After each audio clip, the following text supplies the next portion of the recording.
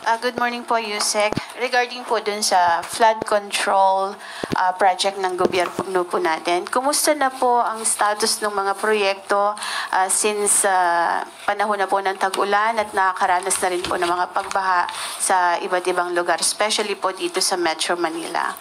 Sa ngayon po ay wala pa po akong detalye at hindi pa po natin nakakausap si Secretary Bonoan.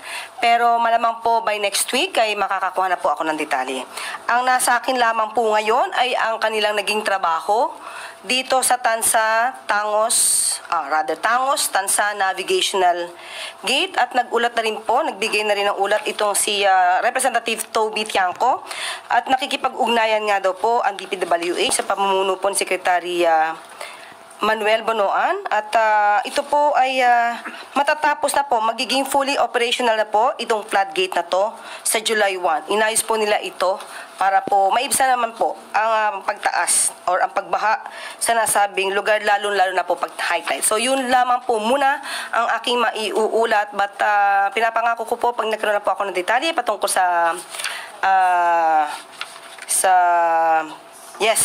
project ay ibibigay ko po sa inyo lahat agad.